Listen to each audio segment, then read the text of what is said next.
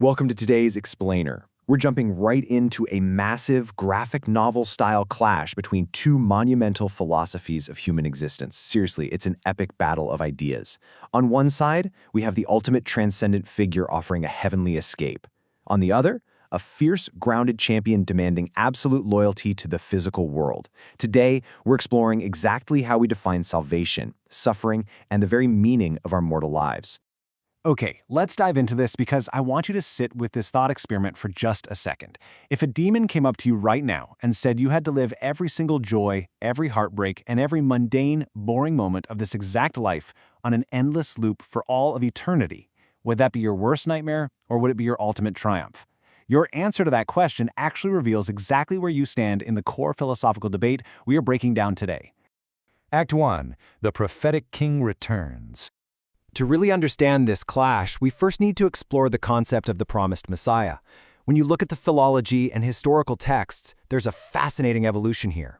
In the ancient era, the expectation was deeply earthly. The Messiah was supposed to be the ultimate king of Israel, anchored in the lineage of Abraham and David, finally fulfilling God's covenant with the Jewish people. Then, in the 1st century, as depicted in the Gospel of Matthew, this figure arrives and completely shifts gears. He establishes authority through these incredibly powerful discourses, like the Sermon on the Mount, redefining the law of Moses into a radical new law of grace. Other texts describe him as a suffering servant or a compassionate savior for the marginalized. But by the time we get to the language and theology of the Gospel of John, the Messiah is elevated way beyond an earthly king. He becomes a mystical, eternal figure who stands completely apart from ordinary human experience. So imagine you're expecting a conquering warrior king, right? But instead, you're offered an eternal, divine word. This brings us to the concept of the Logos, the eternal word made flesh. As our sources explain, this identity is rooted entirely in the divine, not the earthly. The Logos descends into our world not to achieve some temporary political triumph, but to reveal heavenly glory. It literally points humanity away from our physical circumstances and toward an external rescue. It's a salvation granted by a divine identity that has reached down to save us. But here's the catch. This external rescue comes with some pretty rigorous requirements. In this framework, the Messiah acts as the exclusive gatekeeper to a celestial city existing way beyond the stars. To cross that bridge, followers are demanded to crucify their worldly desires. They have to engage in a systematic rejection of the flesh and place absolutely all their hope in a supernatural kingdom. Under this view, life isn't something to just blindly indulge in, it's an endurance test.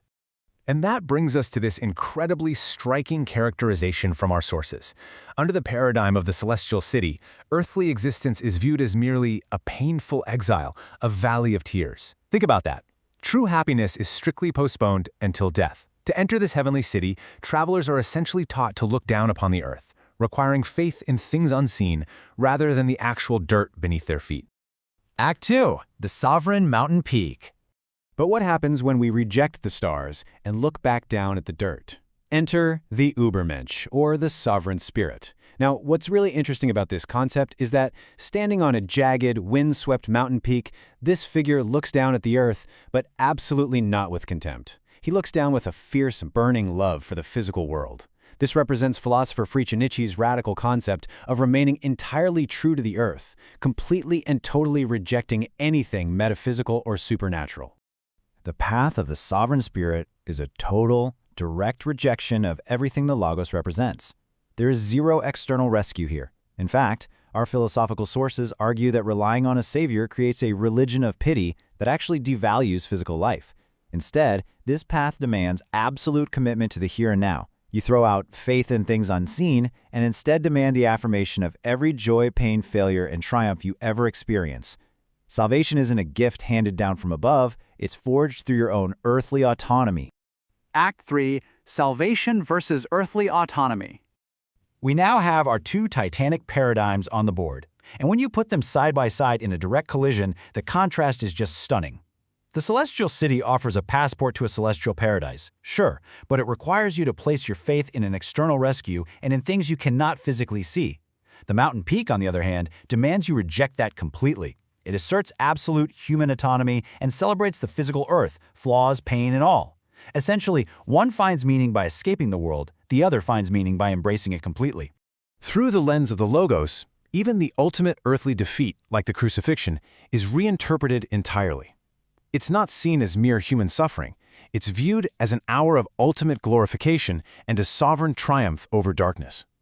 It's this mystical victory that happens on a transcendent level, far above the messy, painful reality of human life. Countering that immediately is the fierce, grounded defiance of the Übermensch. There is no reinterpreting pain as some metaphysical victory here. Pain is pain, joy is joy, and the whole goal is to remain entirely true to all of it. This is the direct conflict, right here, looking away from the earth for salvation versus finding salvation by staring directly into the raw reality of mortal existence. And this brilliantly illustrates the philosophical split when we compare it to ancient societal structures. Think about it. Ancient societies wanted an earthly king who would conquer kingdoms and bring literal earthly prosperity. The eternal Logos completely subverted that by offering a divine word made flesh, viewing the world as a valley of tears and seeking heavenly glory. Conversely, the sovereign spirit subverted expectations by demanding absolute autonomy and fierce love for the physical world, making earthly affirmation the ultimate goal. Both figures took ancient expectations and just blew them up in two entirely different directions. Act 4. The Test of Eternity. Okay, we've explored the theory, but now we face the ultimate philosophical test. For the sovereign spirit, eternity isn't some place you go after you die. It is a thought experiment called the eternal recurrence.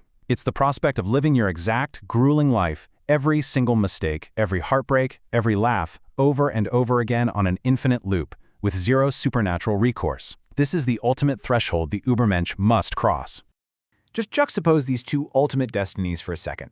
The Christian afterlife is a linear path. You endure the mortal exile, you die, and you achieve a permanent escape into a celestial paradise. But the eternal recurrence? It's a circle. It's an endless, grueling loop of physical life. In this framework, you do not escape suffering. Your salvation is found by actively celebrating the cycle itself. When the sovereign spirit stands on that mountain peak and faces the demon of eternity, the philosophy declares that true victory is not an escape into a metaphysical heaven, But rather, it's a fierce, unflinching, absolute commitment to the here and now. It is a radical embrace of the dirt, the wind, the pain, and the beauty of the physical earth.